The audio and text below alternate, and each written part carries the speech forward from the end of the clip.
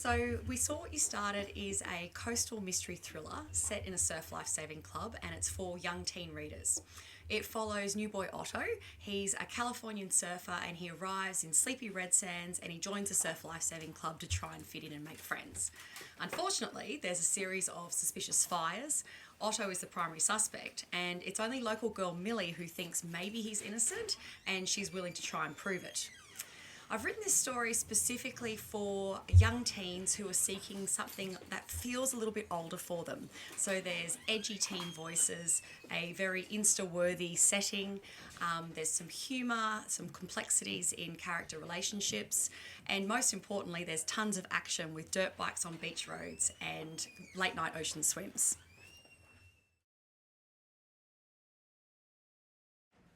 So I grew up in Queensland in a town called Gympie, and about half an hour from our town was a small village called Rainbow Beach right on the coast.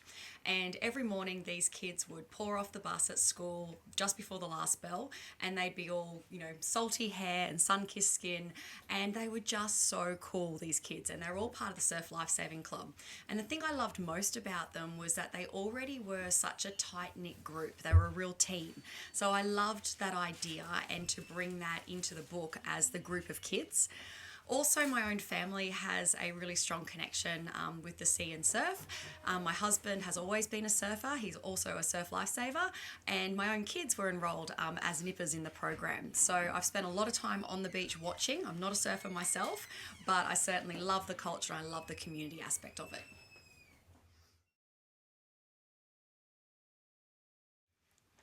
So I've been a teacher at Brisbane Grammar School for 10 years, and I've helped loads of kids, some of them very keen readers, many of them very reluctant readers, to find books that they really enjoy and that hook them immediately. And the crime and adventure combination was always a really great one for those reluctant readers. And I think, we know that numbers are dropping off for adolescent readers as they sort of hit that 11, 12, 13-year-old mark, because life becomes busier. They might have more time perhaps on screens, and just their choices vary by the time they get to that age. So for books, I wanted to write something that was going to grab them immediately, keep them turning the page right from the start, and have them feeling like they're involved in a story that is a little bit more mature and a little bit more complex, so that they're feeling seen and heard in the themes and events that they're really interested in at this age.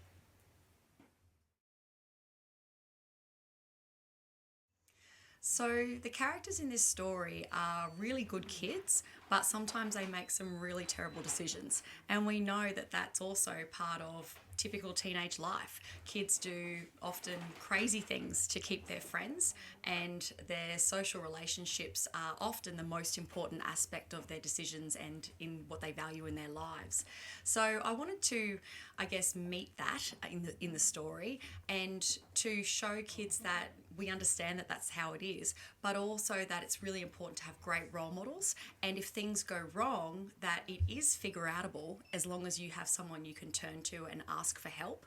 And also to start to question and think about your relationships and who in your life is really important to you that you can trust and who is actually on your team.